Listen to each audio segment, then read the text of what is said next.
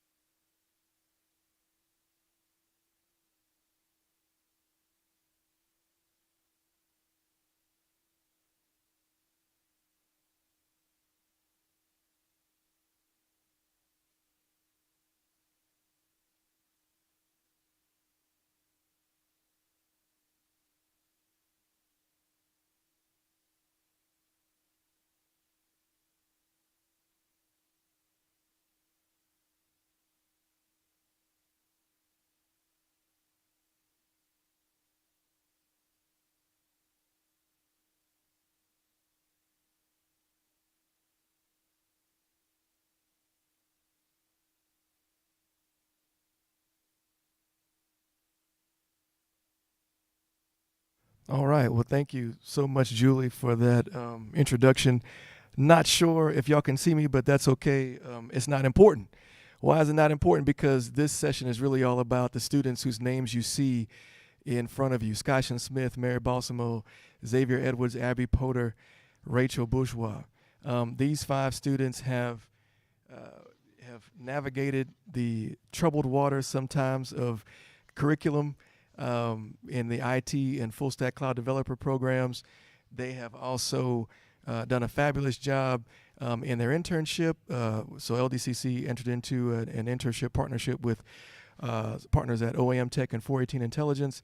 And certainly if you want to know more about that and how that went, we can certainly have a discussion about that after this is over with. We can certainly email and whatnot. But the showcase is all about the students, and just throughout the course of all of what they have learned, they are going to show you what spoke to them, what resonated with them, and what their biggest takeaways are from all of their experiences that they've gotten thus far. So without further ado, I'm going to pass the microphone over to Skyshin Smith, who will start us off in our first ever Ldcc Cybersecurity Showcase. Skyshin, take it away. Alrighty. So what we're going to talk about is information stealer or an info stealer. So what is an information stealer? An information stealer or an info stealer is a Trojan that is designed to gather information from a system. Thank The most common form of info stealer gathers login information like usernames and passwords, which it sends to another system either via email or over the network. So what is Redline information stealer? Now, Redline is a malware as a service found in 2020. It was originated in a ex-USSR country. It uses peer-to-peer network like a command and control server. Now, command and control server is pretty much like a server that's designated to send information from one server to another. Kind of like the same concept of a peer-to-peer server, but it's mainly used more maliciously. So since it's a malware as a service, they have a membership subscription on all the ones listed here. And it was written in C#, which means that it is a Windows only malware, meaning that it will not affect Mac OS, Linux, or any sort other than Windows. Now, if you don't know, I was actually a victim of Redline malware. So it was back in, actually before the internship actually started. On January 30th, I was trying to rip some music from Spotify, because my subscription was about to go out. And I wanted to keep my music at high quality as possible. So I decided, okay, I'm going to just do it through OBS, but it took too long. So I started to take a shortcut. So I started looking for some programs that could do the job much easier for me, so that way I can get ready for doing my work stuff here at Ldcc for my tutoring stuff. And long and behold, I found out I was infected by Redline malware. And I have an anti-malware and antivirus, but the damage was already done as soon as I was infected. All it took was less than a second, and I was already infected. And even though I mitigated a lot of the damage, the only accounts that I've recovered a lot of accounts. I was actually very lucky. But I did lose one account, and one account took a long time to recover, and that was my Instagram and my Twitter. My Twitter was permanently banned because it was promoting cryptocurrency with NFTs. And that's against TOS on Twitter. But in a falsely way, false advertising NFTs. But at the same time, my Instagram also got the same treatment, but it had 1,000 followers, and it took until April of this year to fully remove those 1,000 followers. So how does Redline work? So it actually looks for a lot of things. And as you can see, it's a lot. And I mean, anything that like we're talking about like social media, like stores like Amazon, and not to mention my Amazon, funny enough, I'm gonna do this real quick. I actually received sprinkles. They actually got into my Amazon account and bought sprinkles on their own credit card just to make fun of me. And I still have those sprinkles to this day. Just as a reminder, even the best of us can still get it.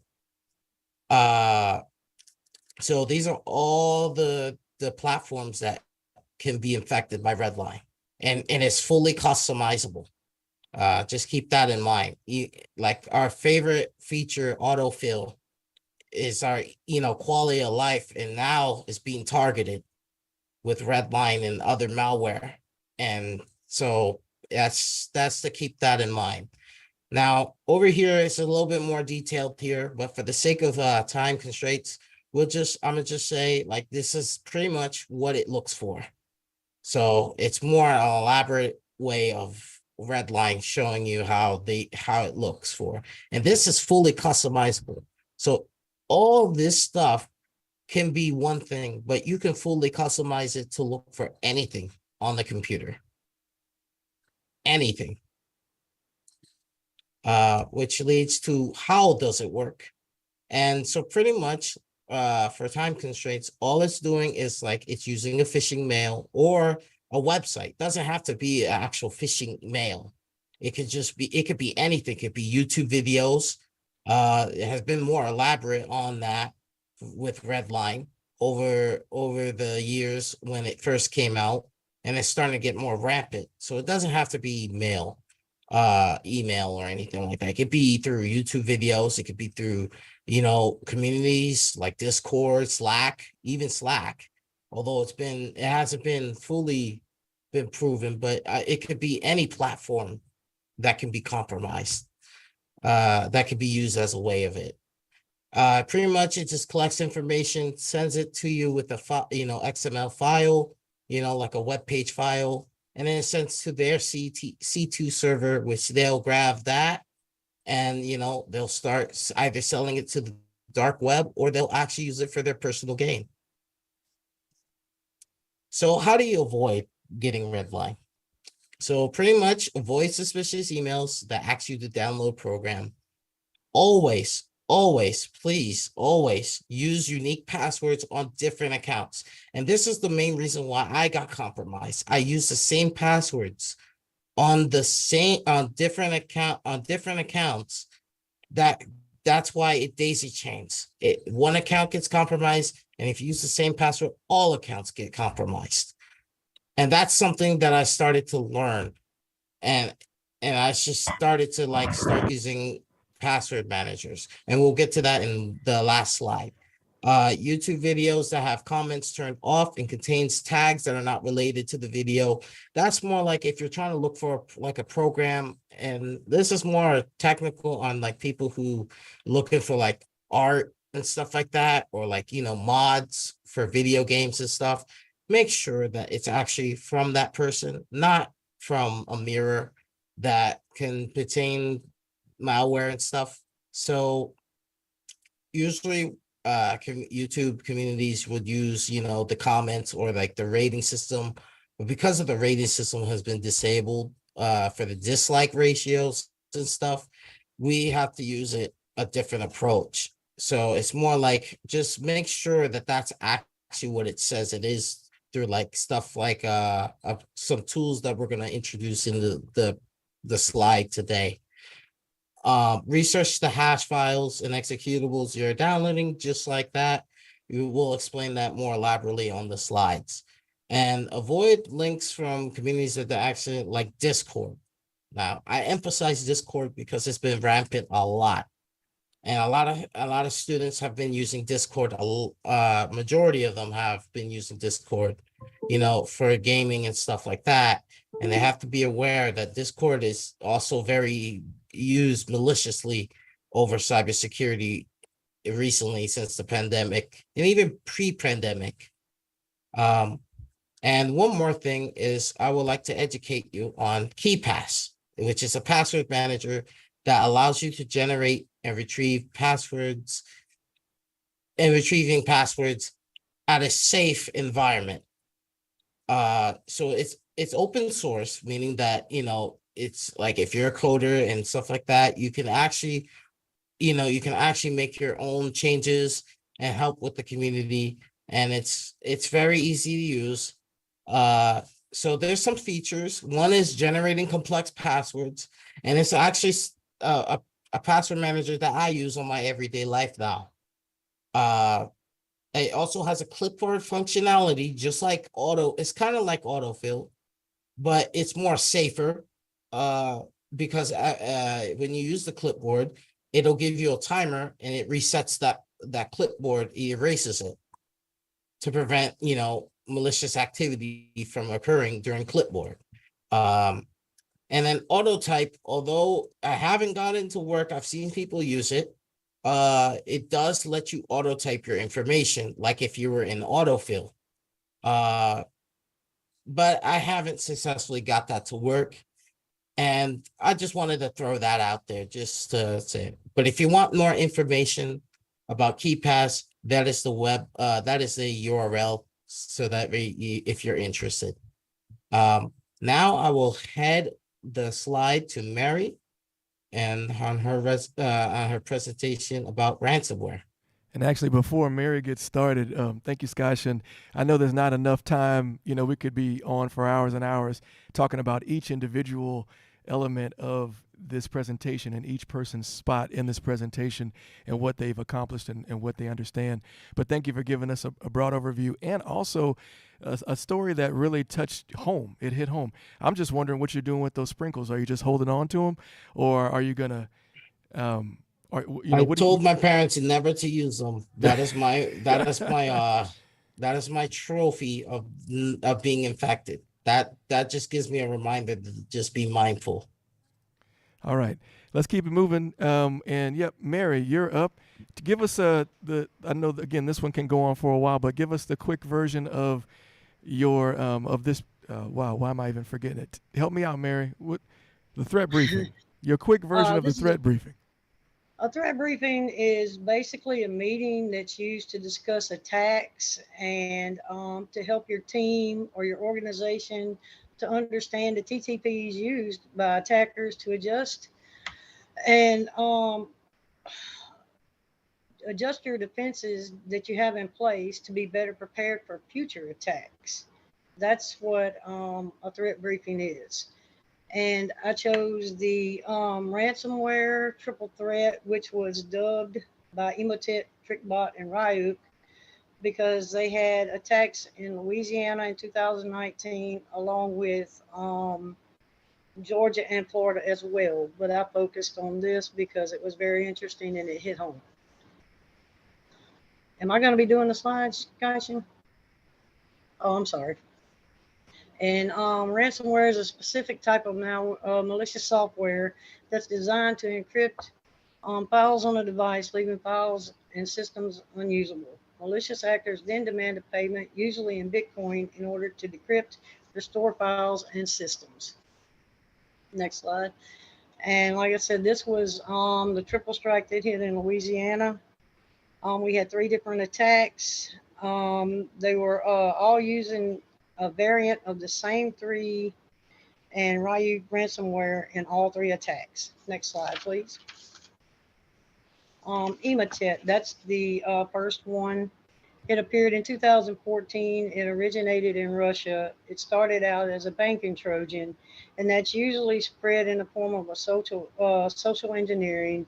And it's a malware that appears to be legitimate software, but it's used by attackers to compromise the system's security. It also collects the victim's contact list and has worm-like capabilities. And that's where the malware spreads copies of itself from computer to computer, and it allows the spread to be automatically within the networks. Next slide, please. TrickBot in the beginning was first seen in 2016. Its origination is unknown. It has been referred to as a trick loader. It's also recognized as a banking Trojan, and it targets businesses and consumers, and it also steals your credentials. Next slide, please. Ryuk in the beginning, it was first seen in 2018. Its origination is unknown. It's also known as Hermes 2.1. It was named after a Japanese character in a comic book, and it's recognized as the ransomware. Next slide, please. And this is when the evolution came in, and that's just when they all 3 merged together and became the triple threat. Next slide, please. Emotet became polymorphic, and that's when a virus consistently creates modified versions of itself to avoid detection, but retains some of the basic program after each infection. It may also modify its malicious payload to prevent security software from stopping it. It's primarily a loader. It's capable of stealing email in bulk.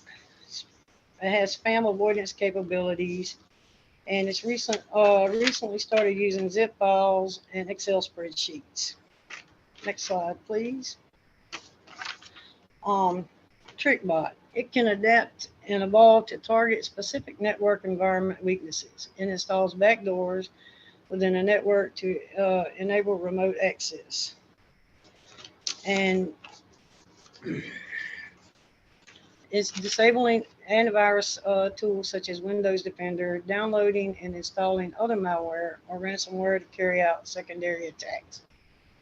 Next slide, please. Right. Often uses unique techniques that are tailored specifically for the targets. Only the essential files are encrypted, making the detection more difficult. It uses a bat file for the encryption process to stop the system from restoring.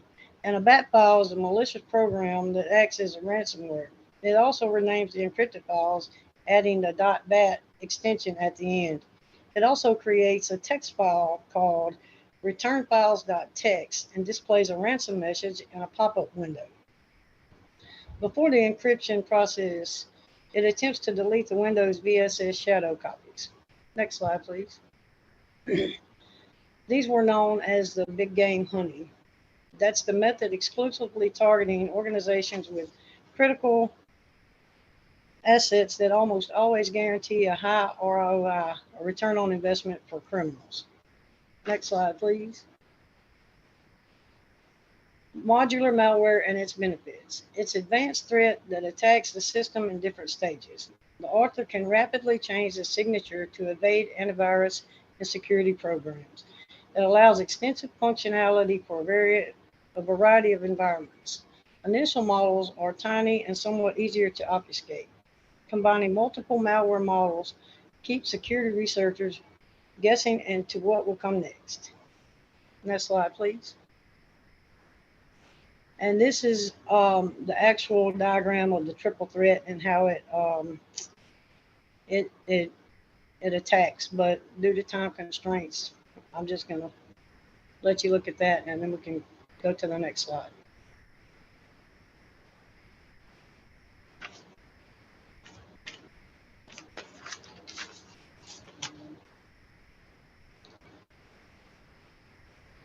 Okay, and Attack Navigator. When we started this cyber threat intelligence program, we learned to use the MITRE ATT&CK framework, which is globally accessible repository of adversary tactics and techniques based on real-world observations. It also shows how to get the how to and then the mitigations to react. Using the Attack Navigator to map out what an adversary has done, you can use multiple layers for multiple adversaries or softwares. And I use the Attack Navigator to map out the three individual Emotet, Trickbot, and Ryuk. And as you can see, it's color coded. And one color, if you have a different color, it has three different layers. And as the colors change, that tells you that these actually have some of the same attributes and they use the same techniques, but then there are some that are singled out and they are specific to that one. So having those three combined, it's very hard to track them because they're, polymorphic and they can change. And this is one reason why we were taught how to use this, so that you have strategies going forward and you're able to prepare your defenses for those strategies. Next slide, please. And this is a copy of a ransom note that was actually sent out, and it was posted online.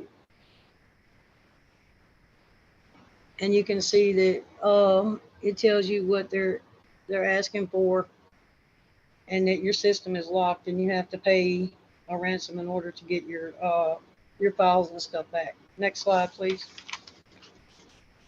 Triple threat mitigations. We need to learn to educate on how to handle suspicious emails. Do not use privileged accounts. Avoid RDPs without properly terminating the session. And an RDP is a remote desktop protocol. It's a secure network communication protocol designed for remote management and remote access to virtual desktops and RDP terminal servers. It allows the network administrators to remotely diagnose and resolve problems encountered by individual subscribers. You do not want to store passwords in plain text. Deploy only good authentication practices. Disable unnecessary share folders. Change the names of your default share folders. Make sure that your systems are patched. Disable macros across the environment. Follow security advisory updates for improving credential protection. Approach security proactively, perform hunts, and search for suspicious behavior. And this is all from Cyber Reason research. And I have given you all the information on threat hunting, and now Xavier will be telling you about the tools that we use to get to the point where we could threat hunt. Thank you so much, Mary. Yeah, Xavier, you have the floor. Just want to remind everybody, thank you for being here. And I want you to know that this entire presentation, this entire thing that you're watching right now, the Cybersecurity Showcase, the students developed this themselves and had very little input from anyone. They just came up with most of it on their own, or all of it on their own. And, we're so proud of them. So, again, Xavier, take it away. Hello. So I'll be talking about the websites used to analyze malware. Please note that while the websites that I mentioned, they're not the end-all be-all, and it's really more like day one stuff. But what you learn from these websites that I'm going to mention on this part of the presentation definitely will help you, further along. Next slide. So the first website I'm going to mention is Virustotal. Now, this is a website that's used to check URLs, files, IP addresses, domains, or file hashes to see if they're malicious. They'll check with various security vendors and give many details about the subject searched. In my opinion, this would be pretty much the first website you would use to check whatever it is that you think is malicious. It could be anything. Next slide. Now, Who is another website used to query databases that store internet resources such as domain names, IP addresses, location, registrant information, status. This is a website that if you were to put like a URL, and it will give you stuff like when the website or the URL was started, the location of where it is, or what country it's connected to, what city it's based in, even things like registrant, contact information if something's wrong, relevant IP addresses. It really does give you a lot of information. And if you know how to look for whatever it is that it provides for you, you can start going even further down the rabbit hole of whatever it is that your URL is. Next slide. URLscan.io is another site that browses a submitted URL and records the activity that the page navigation creates. It's it, the information that it'll give you is a bit more technical, but it'll include like domains, IPs, contacted resources, which would be like JavaScript, CSS, etc. Uh, Additional information about the site. It will also give you information about the like SHA, if there's something connected with it, extra files that are connected with it, even related websites. And it can get pretty technical, but in my opinion, this would be more or less the second website to use after you get past Virustotal to kind of double look up. And then I would go back to checking on who is to really get further if you want to really know. But all the websites up to this point will give you, information about the country. But URL scan gets pretty technical if you want it to be. Next slide. Now the next slide, now the next website that I would mention is AnyRun.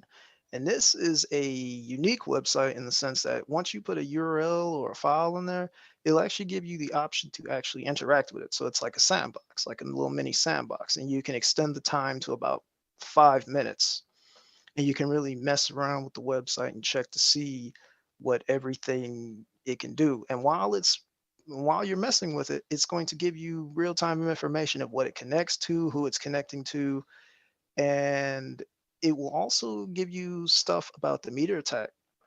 And it gives you what does this file do, or what does this URL connect to, how does it negatively affect your computer or system, and it can really get detailed.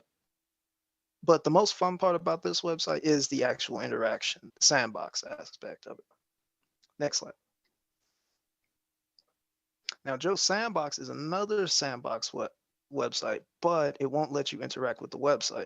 But what it makes up for is a lot more information on it, which will give you all kinds of stuff like malware configuration, signatures, which are kind of like digital footprints to tell you what kind of malware it is, the behavior of the malware, which coincides with the meter attack matrix information, which can get pretty detailed.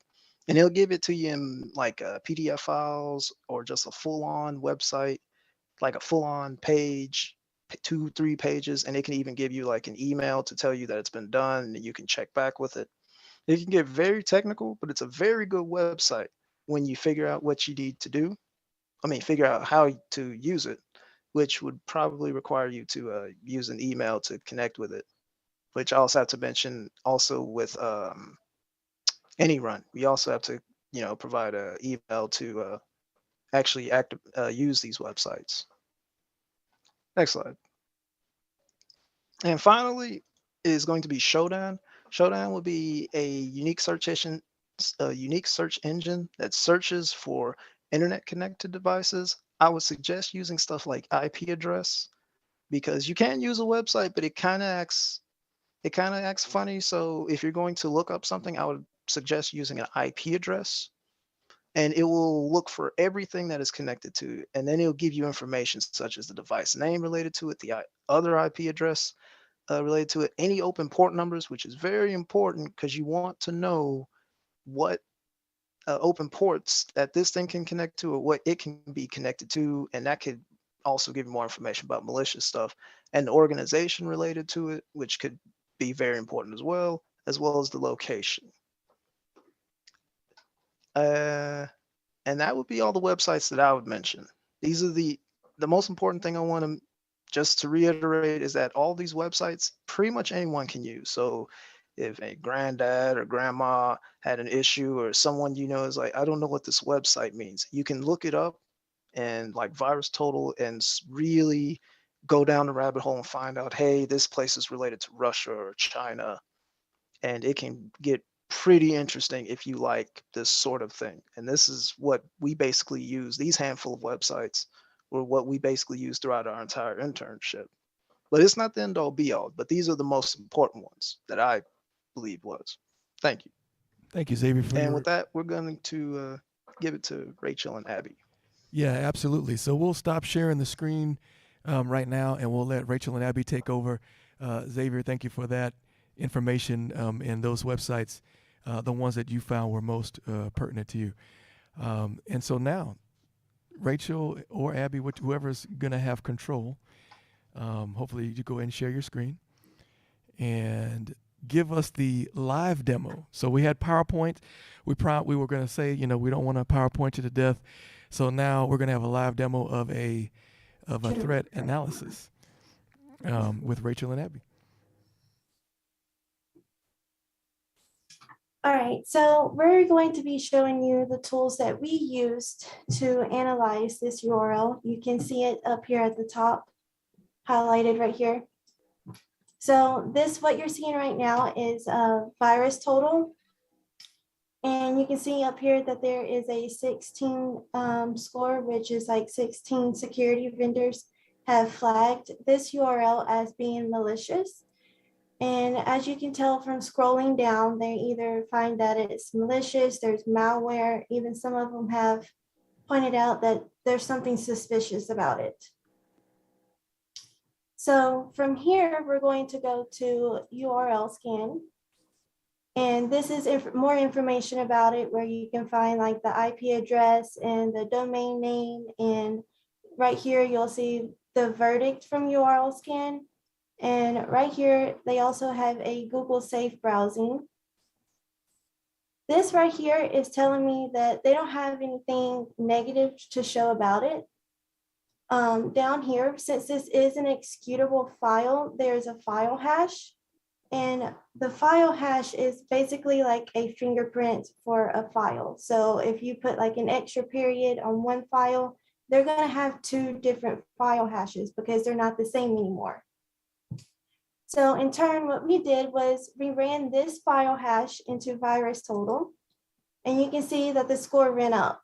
It's now a 63% chance of being malicious. And you can see from here that there are a bunch of different things like Trojan, some of it saying like there's a backdoor.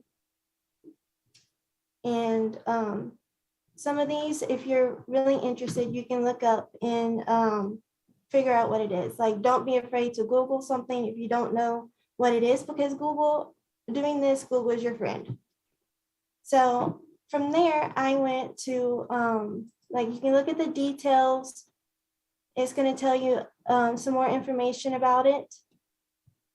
Sometimes you can get lucky and find Google searches on this actual file, but this one's not giving us any from the details slab. So we can go to relations. This is everything that's connected to it, like the IP addresses and some more files that were dropped to it. And then we can go to behavior, and it's going to tell you some more things. Like in this one, like there's 3 detections. There was 3 malware, 1 Trojan, and 1 was an invader. So next, I went to Joe's Sandbox and reran this. And Yara, which is a tool used to identify and classify malware. detected a bit rat, and a bit rat is a malicious program classified as a remote access Trojan. And so this gives you a whole bunch of information about it.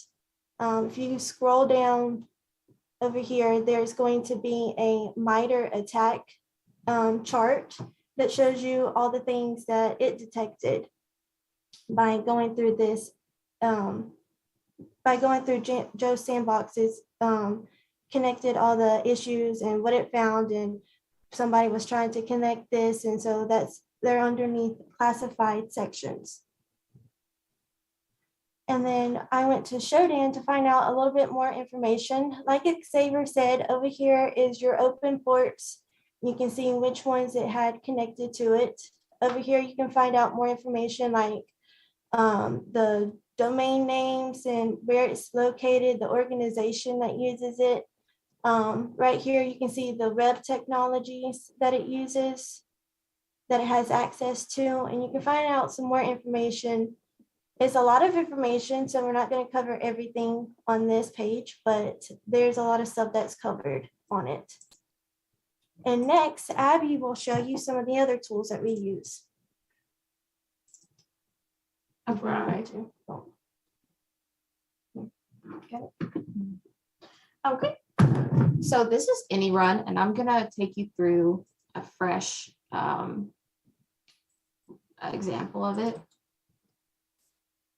So you would input your URL right here, and then you're gonna click Run a Public Task. The free version only allows you to do Windows 7. And you wanna add the maximum amount of time, which is, like Xavier said, about 5 minutes. And it does take a few minutes to pull up. And while we wait, let's see what we have. Okay, so this has an executable attached to it. So the first thing it pulls up is it's wanting you to run the file. And on here, you can go ahead and click run. It probably won't have enough time to actually load anything in. But while it's doing this, it is doing a report for you. And by the end of the timer, it will have a lot more information for us.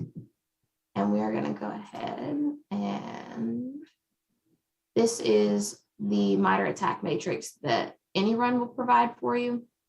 It doesn't quite have as much information as Joe Sandbox does, but it's still useful.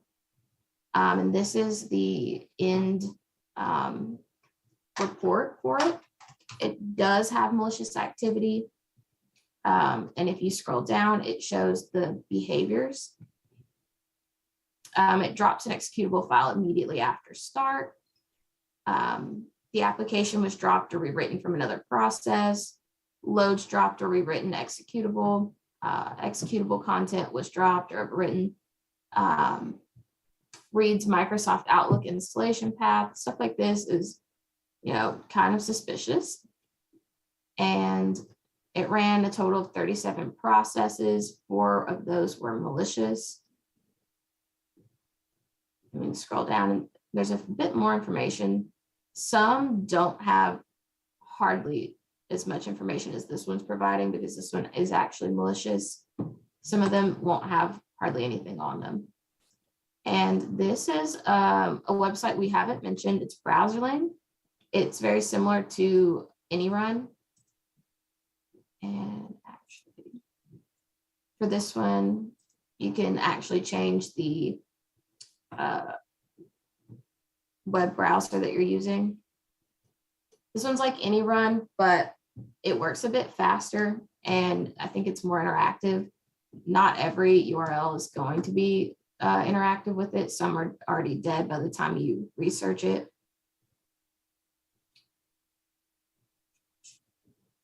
And it should load in just one. Eventually, yeah, there we go. And on this one, you get about 3 minutes. Yeah, and since it's Chrome, and Chrome usually has a lot of security measures in place, it goes ahead and blocks it. Just like on any run, if we go back to this one, it wouldn't fully install, it wouldn't do anything. It generally blocks its path, which is, its your system doing the work it's supposed to do. Sometimes it doesn't always block you from installing dangerous files. Depends on what you're using. And then this is whois. You can look up the domain records and the registrant, the country of origin.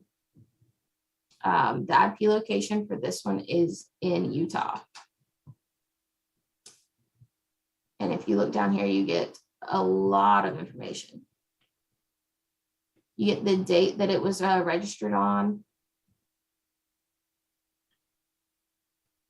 Let's see.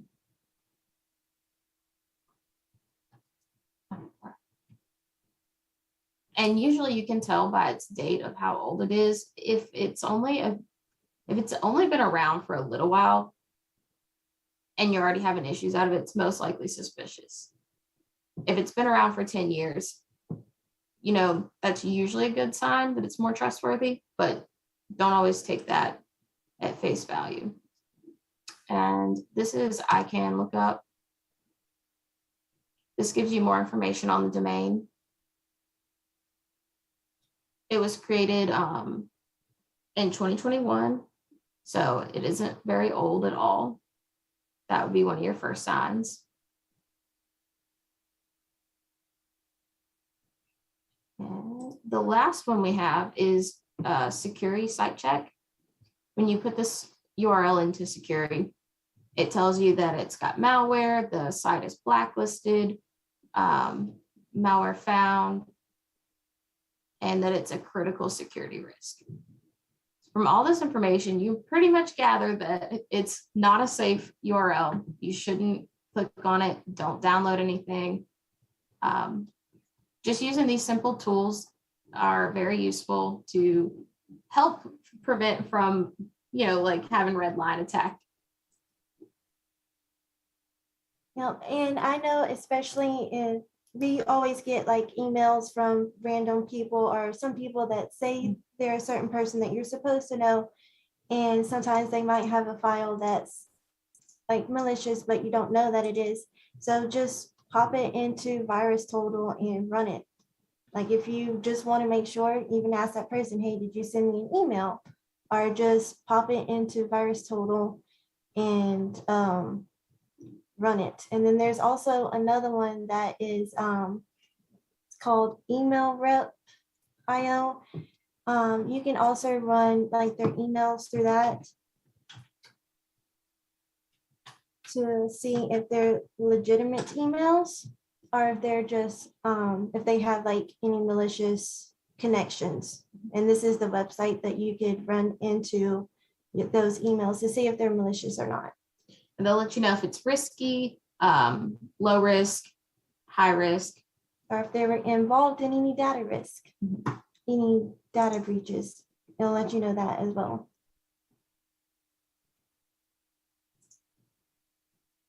All righty, and thank you so much for your time. We're gonna hand it back off. All right. Thank y'all. Thank y'all for showing us all that. We do have time for question and answer, but again, we're all taking steps, right? All learning new things. Of course, it's there's always more to learn in the cybersecurity landscape, and I know that these students are also aware of that. But let's give it a minute for Q&A from our guests or anyone who would like to ask a question or say something. Come off mute.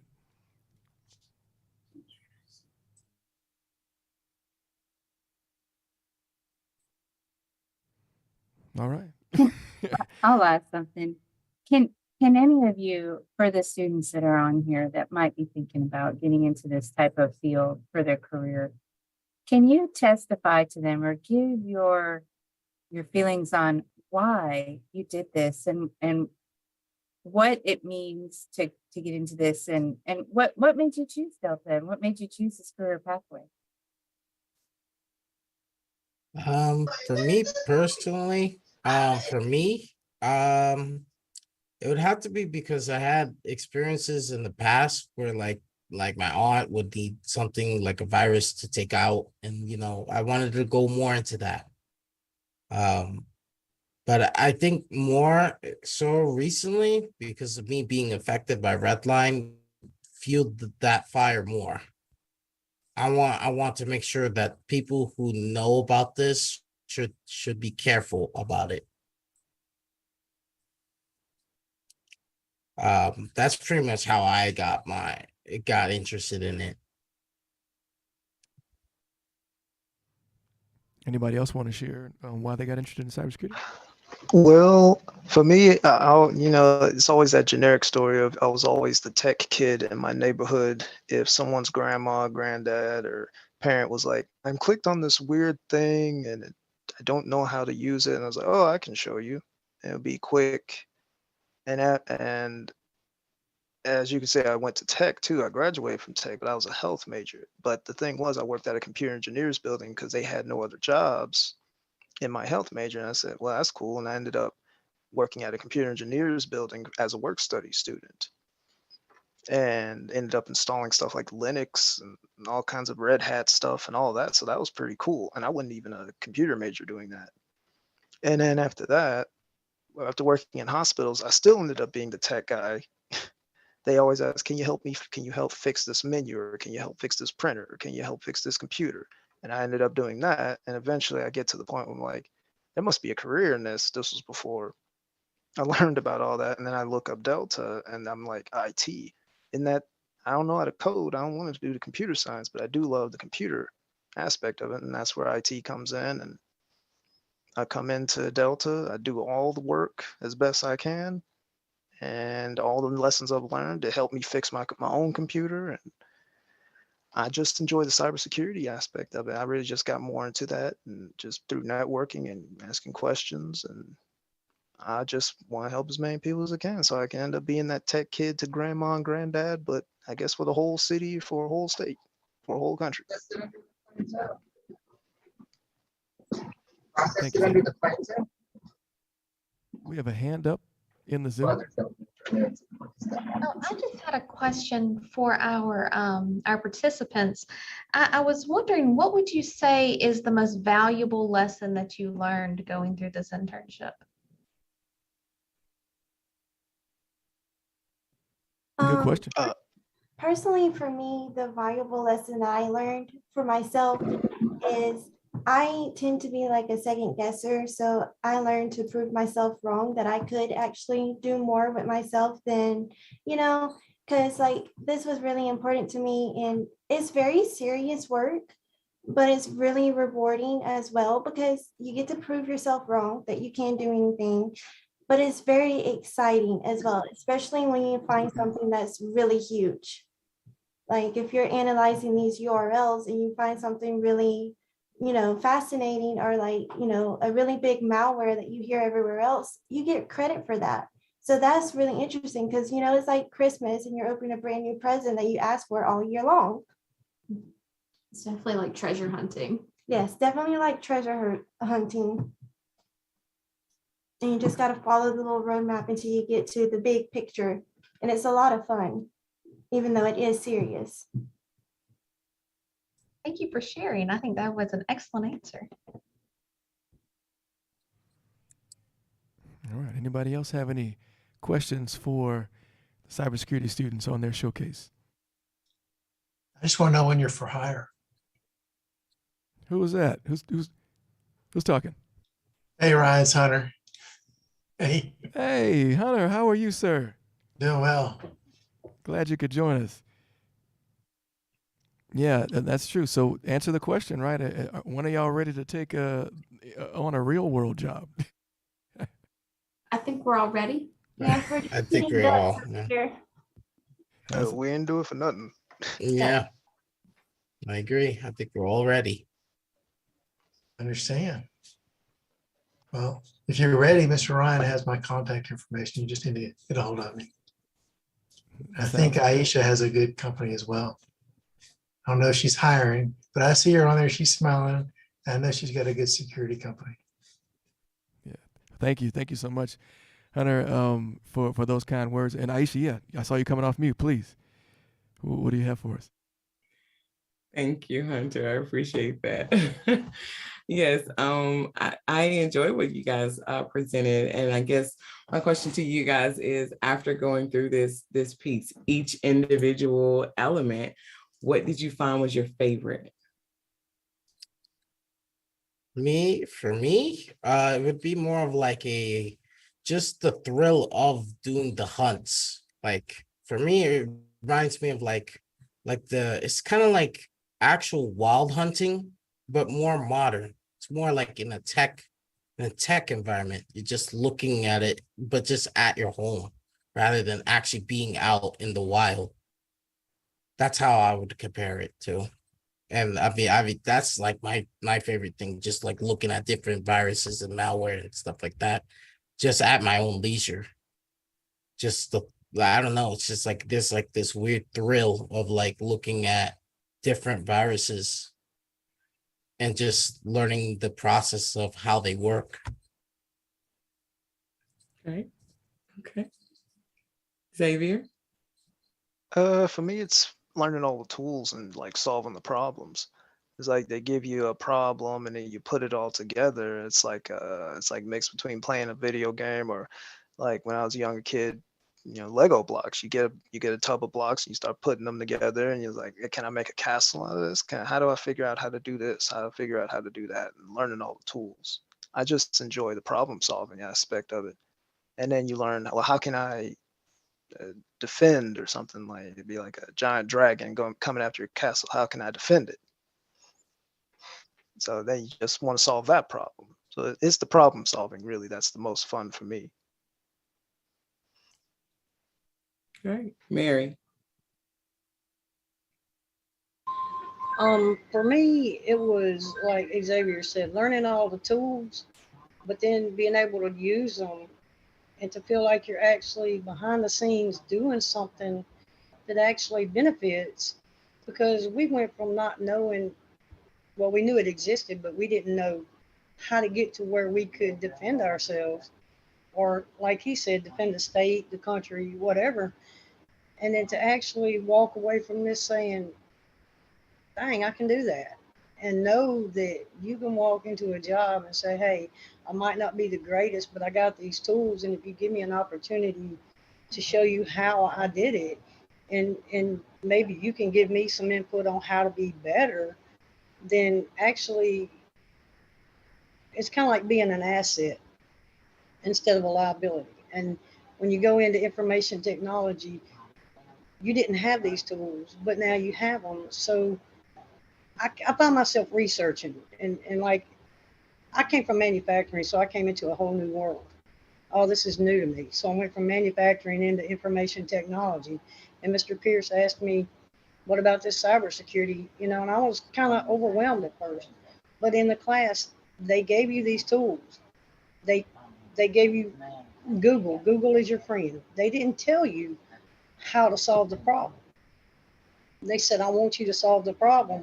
And if you can't, when you come back and you ask them, well, what did I do wrong? They'll say, well, what did you do right? It's like they led you to your own results without giving you the answers. So you actually knew what you were doing and didn't even know you knew it. And then to put it all into play and it all falls together.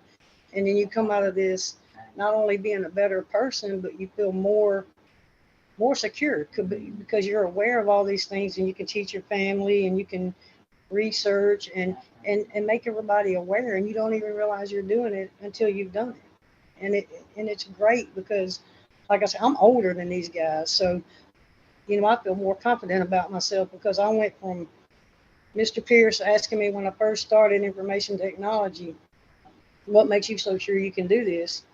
And like I told him, the only person holding me back is me. And once you can get past that insecurity of not knowing what's going on, then there's nothing out there but opportunity. And I thank him for everything that he gave me to get me to where I am right now. I would say Rachel, but I'm gonna go ahead and say I really enjoyed it. I think you guys have done a phenomenal job. I look forward to what you guys are going to do in the future. Definitely, Mr. Pierce has my contact information, so feel free to use it. And I look forward to everything that you guys are going to do in the future. I do have a 3 o'clock, so I have to bounce, but congratulations to every last one of you. I've enjoyed it. Thank you. Thank you. Thank you, Thank Aisha. Thank you. Thank you. All right. Well, thank you so much, everybody, for being here. I think we're up against our stop as well, our hard stop. I'll be in contact with a few of the employers and send resumes as requested. And we'll just keep going from there. Thank y'all for being on the call. Really appreciate it. And we'll end it here. Appreciate the support of LDCC as always, and we look forward to more partnerships in the future. Thank you. Thank you. Thank you, everyone. Great job, everybody. We love Thank you. you, everybody. Thank you. Graduates Thank you. of Delta. You're amazing. Thank you.